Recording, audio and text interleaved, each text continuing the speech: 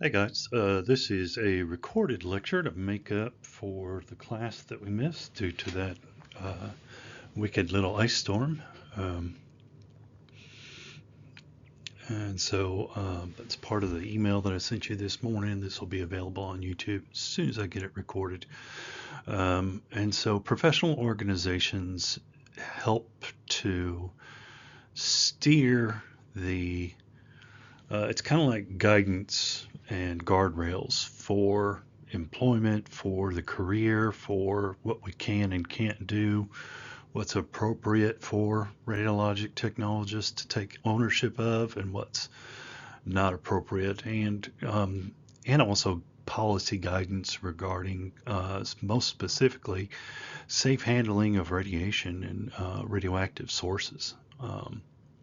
But also the education and training and the minimum qualifications of what it means to be a technologist, all of that fleshed out in these various organizations. And these are all, some of these are accreditors, some of these are credentialers, and some of these are just advisory organizations. And so we'll get into the different types here as we go. Okay. So what is the difference between accreditation and certification or credentialing? And then also what does it mean for a organization to be an accrediting organization? What does it mean to be for an organization to be a credentialing or a certifying organization? And then what does it mean for an organization to be a representative or representation type organization? Okay. Well, those are the three basic types of organizations we're dealing with. Okay. And the overall goal is to flesh out, like I said before, the professional aspects of radiologic technology. So when we say MRI, what does that mean? An MRI credentialed technologist, what is that person capable of? What is their baseline understanding of the technology? Same for a CT technologist, same for a radiologist. And then as we conduct the business of medical imaging, what qualifies as a diagnostic exam? What qualifies as a prudent distribution of radiation? What justifies distribution of radiation to people?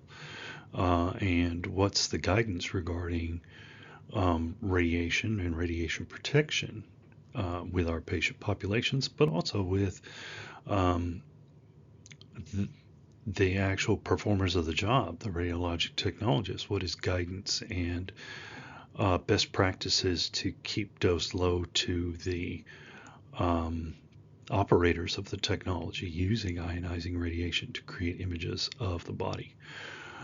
Um, what is what is appropriate for what is the appropriate scope of practice for a radiologist? What is the appropriate scope of practice for a technologist? Those type of things have to be um, kind of spelled out. We gotta kind of get together and talk and form committees, and these people should be experts that we staff on these committees, and we learn about, we um, educate, we share information, and we put out recommendations, and or sometimes with the representative organizations, we lobby government agencies or government bodies to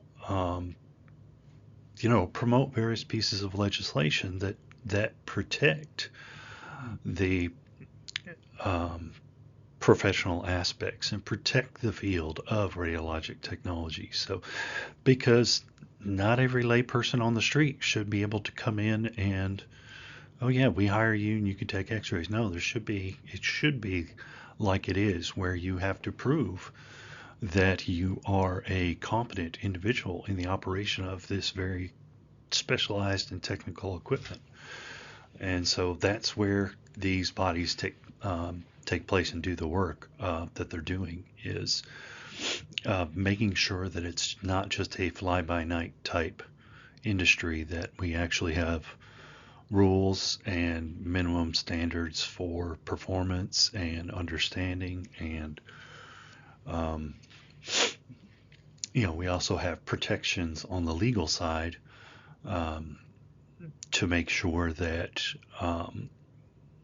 there's not unprofessional competition.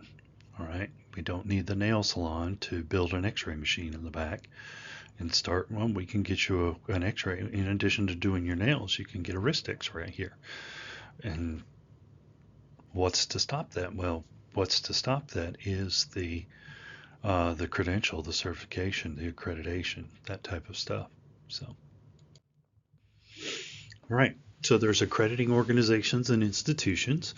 A notable accrediting organization would be the Joint Commission for Hospitals. For education programs, it would be the JRC-ERT. Certification organizations, that would be your ARRT. They certify, that would also be your State Board of Medical Examiners. So certify radiologic technologists, that's your ARRT. For state, that would be called a credential or certification. A license is usually issued by a formal governing body, like part of the state or federal government. So the ARRT doesn't have licensure permission, that's governments. So typically it's your state governments, and you go into Department of Health, subset Department of Health, and then subset Board of Medical Directors or some such thing that is issuing licenses, not credentials. Your credentials are earned by the ARRT or via the ARRT or other independent bodies. Your license is earned by the state you reside in or the state you choose to work in. You can reside in, like a border town, Kentucky, and decide to work in Nashville. And so if Nashville had state licensure, you would be required to get state license. They do have it for outpatient centers and doctor's offices, so you would have to get state licensure, even though you did not reside in that state. Okay. And then advisement, resources, and research. These are our representative type professional organizations. The ASRT is notable for being a representative organization. ACR for the radiologists, American College of Radiologists, are both accrediting but also representative. So they kind of take on a couple different roles versus we have separate roles for each of the general classifications here. Okay. So accreditation applies to an institution. It does not apply to an individual. So it applies to a business or a subsection of the business, like, for example, a school of health sciences at your local hospital.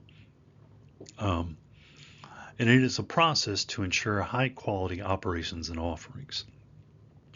It's a voluntary peer review process. We call those site visits. It involves several areas within healthcare, okay? Up to and including educational programs for frontline healthcare professionals. All right. And so the ACR accredits most of your major modality programs, like your ultrasound, the ultrasound area, and the ultrasound, like the technologists, the machines and equipment, and the radiologists all go through a peer review process, and they get a ultrasound accreditation by the ACR, and that's usually a hurdle that you need to pass in order to get paid by Medicare and Medicaid and reimbursed fully for your ultrasound services at your facility. Sometimes accreditation is narrow in scope, sometimes it's more broad in scope, like the JRCER, or not JRC, the Joint Commission for Hospitals is a more broad scope accreditation, but it's still a set of rules and a set of processes and making sure that you're practicing healthcare the right way, hiring qualified staff for certain positions. You can't hire a non-nurse for a nursing staff position. You can't hire a non-technologist for a technologist staff position. And so accreditation is kind of like certification or credentialing, but for institutions. Okay. Now, the way that they say it's a voluntary process, but the way that they force it on you is it's separate from the people that generate your revenue. For us, that would be our students paying tuition. Okay. Now, why do you come here and pay tuition? Because we are a JRC ERT accredited program. Because we have that accreditation, you are eligible to take the certification exam so long as you hold an associate's degree by the time you graduate this curriculum. And so that's the value for you, is the fact that this is an accredited program. If we're not an accredited program, we would not see people interested in attending our school. Okay, so the accreditation, because we comply with the accreditation, where we hold a certain market value for people wanting to become radiologic technologists, and they will qualify for the ART credentialing exam, certification exam, upon completing our program. Okay. For hospitals and the Joint Commission, if you lose your Joint Commission accreditation, you will not be allowed to bill Medicare and Medicaid services. And so, again, tethered to the revenue stream. Voluntary, but your business won't survive in the way the current marketplace is structured unless you do submit to accreditation. So. All right, so I did mention the JRC ERT is now there are some minor accreditors there that the ARRT allows, but the JRC ERT is the only accrediting body that the accreditation is specifically designed to foster rules, its policies and rules specifically applied to the education of radiologic technologists. And so I think there's like a accreditation out there, a secondhand accreditation for allied health programs, but it's not specific to radiologic technology. The JRC ERT is the only ones that the accreditation rules are specifically thought about in how do we properly educate X-ray techs. Okay. Similarly, there is a joint review committee on on the education of diagnostic medical sonography and nuclear medicine technology. And so these are separate organizations, but I imagine there's a lot of crosstalk in between those organizations as far as base requirements and things. So. Right. So the JRC ERT is concerned with compliance and education standards developed by and for the profession of radiologic technology. There's a board of directors known as the Joint Review Committee. Okay. Accreditation requires demonstrated compliance with minimum requirements known as the essentials and guidelines, or simply the JRC ERT standards. Okay. Now the standards they just switched them up, and so I'm learning the new ones, but I used to have the old set of standards memorized, or dang near memorized, when I was learning this job. But we still follow all the standards. The standards can be found at the back of our student handbook. And so we are required as a JRC ERT accredited program to comply with all those standards. Every 4 years, we have to write a little book report back to the committee and tell them how we are meeting the standards. Every 8 years, we have to not only write that book report, but we get visited by committee-appointed site visitors that go through our records and test for compliance with the standards, and then they write a report with recommendations and findings. Okay. Based on the reports, and if any findings were serious enough or not, that determines the next accreditation award. Okay. Since me and Mr. Shepard took over, we've had back-to-back 8-year awards for accreditation. So we are, according to the accrediting body, that's the maximum award you can get, is an 8-year award. We are running the program correctly according to the accrediting body. All right, so the JRC ERT was established in 1969. Board members to the JRC ERT are nominated by 4 professional organizations concerned with radiology education. The JRC ERT currently accredits programs in radiography, radiation therapy, medical dosimetry, and magnetic resonance imaging.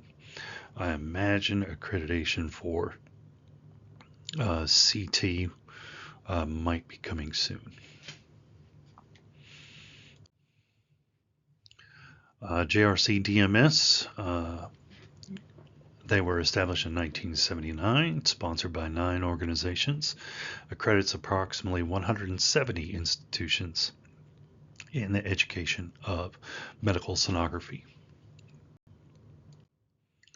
And then finally, JRC Nuclear Medicine Technology, established in 1970, sponsored by 4 independent organizations, accredits approximately 100 nuclear medicine technology programs across the United States. Okay. So that's accreditation of educational programs. Accreditation always refers to organizations. Could be a hospital, could be an education program, or a college or university. Certification is always an individual award.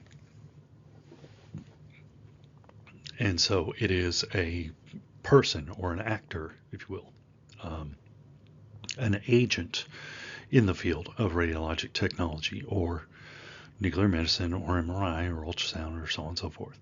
Okay. Minimum competencies and recognized professional skills and knowledge. Competency is generally demonstrated by a test. That's what you guys are pursuing in clinical education. There is a minimum list of necessary competencies. They have mandatories and electives.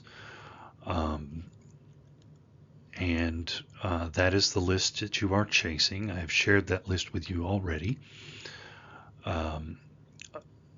Certification is a voluntary process, but again, it's tied to revenue. So if you want to get hired as a radiologic technologist, you should seek certification. Okay. So again, voluntary process. It's your personal responsibility to achieve and maintain the professional certification. Okay. And so the first part, you're already engaged in the process of achieving by virtue of pushing yourself through these courses and this rigorous curriculum.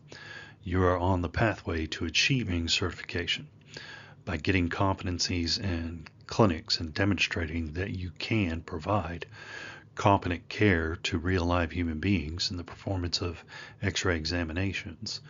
You are on your pathway to certification, professional credential. Okay.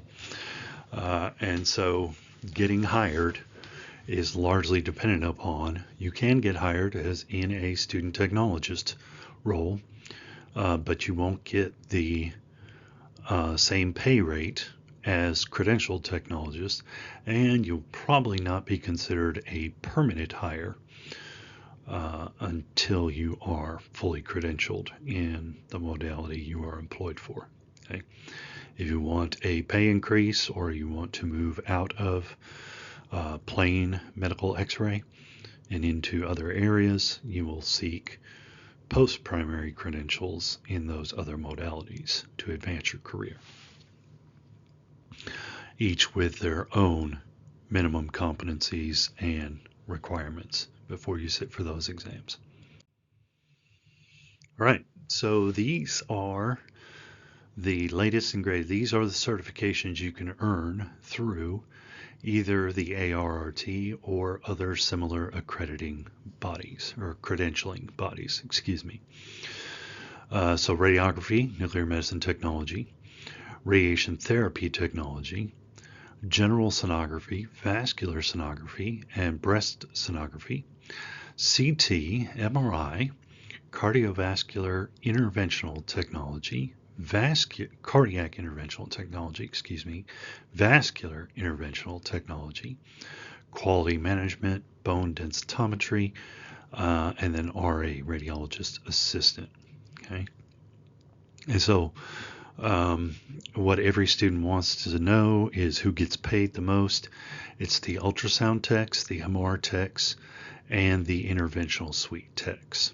Okay, but if you don't like call, stay away from interventional. Okay, so interventional is notorious for call, especially the cardiac cath table. You're going to get called in all the time. And look, they're only going to hire about 4 of you per hospital.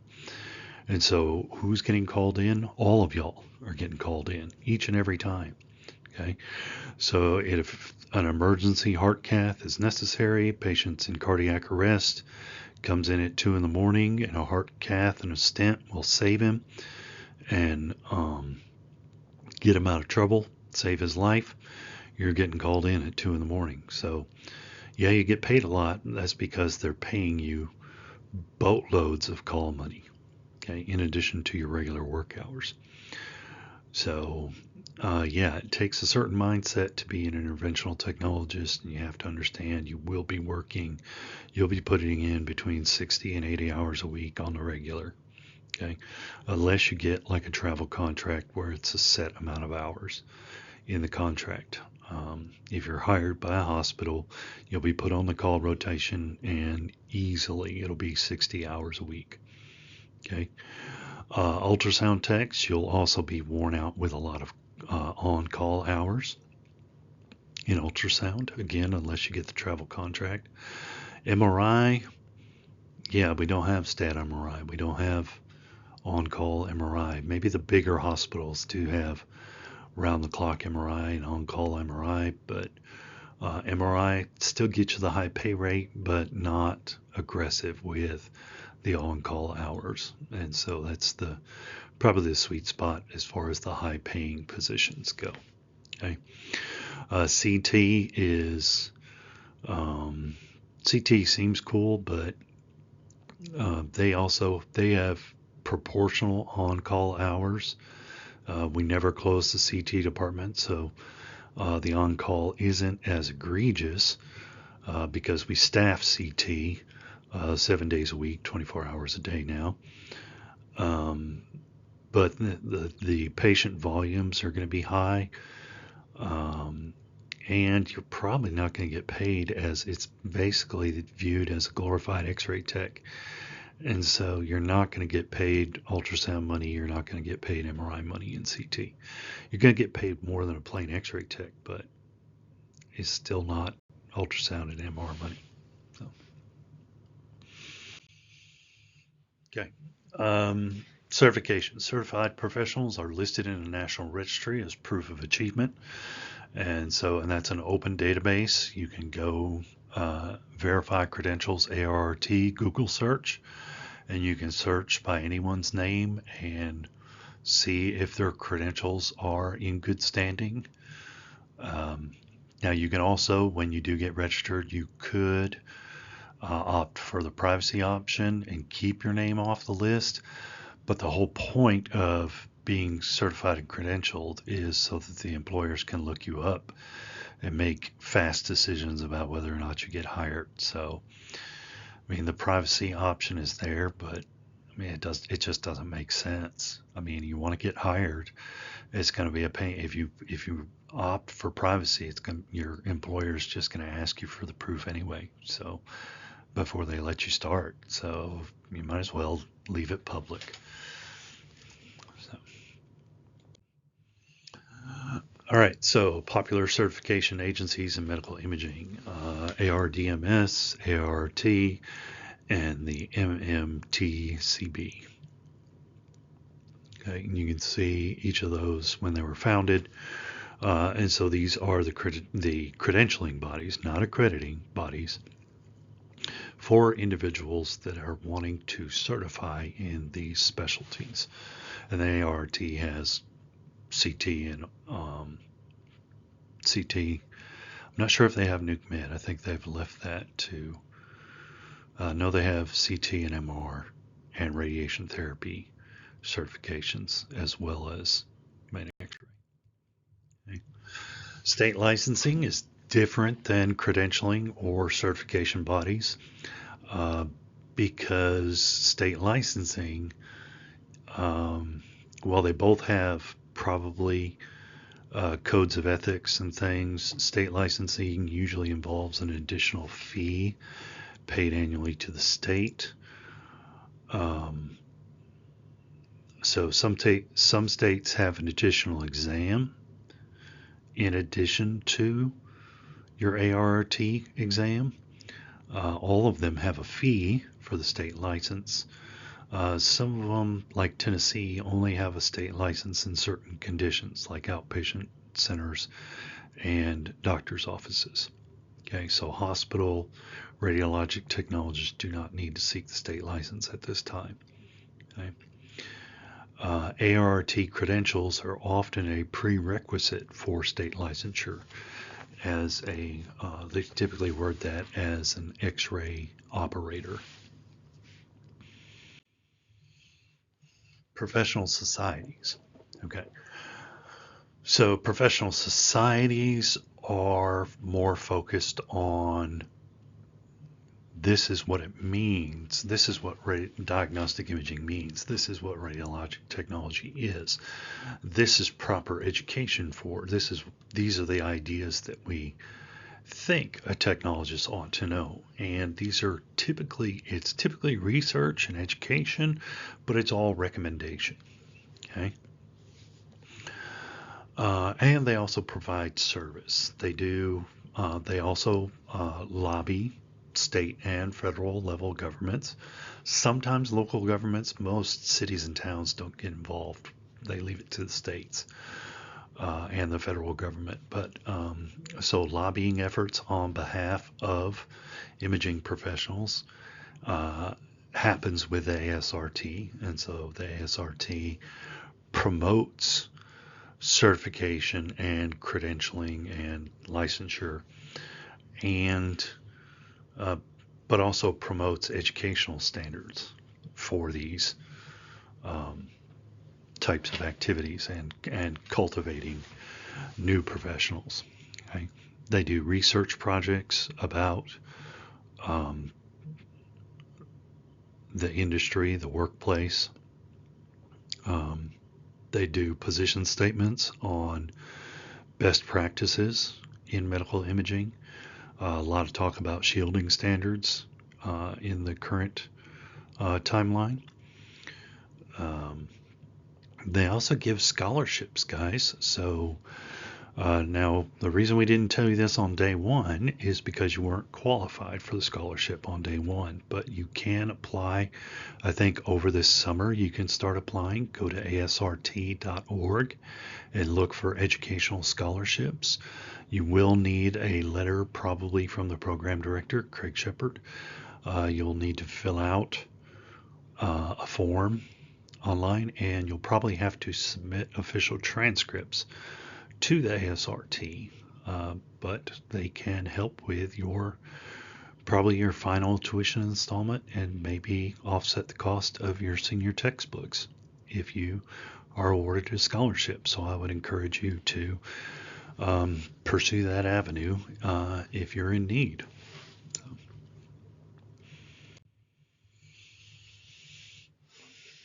Okay, these are other bodies that are either they recommend regulations or they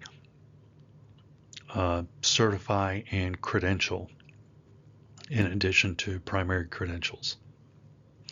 So AHRA is the Association of Hospital Radiography Administrators. That's a organization of or a society of department directors and management tier.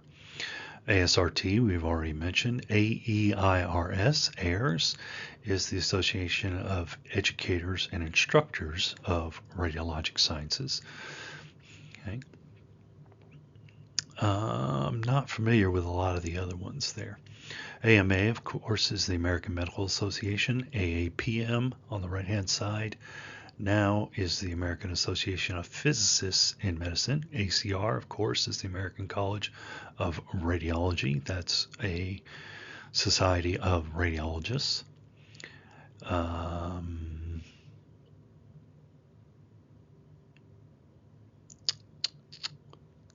Yeah, again, I don't know Astro. I don't know SCAR.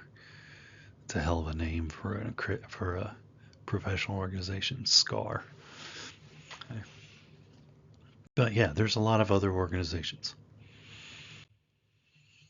Okay, so yeah, basically that's it. This is a nice short lecture. Okay, so key terms: accreditation, certification, representation. Accrediting bodies hold institutions accountable. Certifying bodies hold individual practitioners accountable. And then representative organizations just seek to share information, promote ideas, lobby for adequate representation in government for the profession in various aspects of the profession. We don't want you to pull into the quick oil change and read a sign that says 2-for-1 x-rays with oil change and spark plug changes. Okay, we think that it needs to be a well-regulated and governed industry, and there needs to be certain standards of behavior and minimum thresholds of understanding about the technology in order to be qualified to operate it and in order to be qualified to have a business that offers these services. Both of those need to be a structured and rigorous formatting, and they need to be checked on by our fellow colleagues and our other people in the industry. And so we need to self-enforce certain rules of compliance and adherence to standards and minimum qualifications such that we can ensure a quality healthcare product to the public. Okay. All right, so that's the end of this recorded lecture. Yeah, and then I'll post the quiz for Chapter 2 and Chapter 6 shortly if I haven't already posted that, and I'll make that totally online that you guys can take it, no time limit, so you can look up your answers and such for both Chapter 2 and Chapter 6. All right.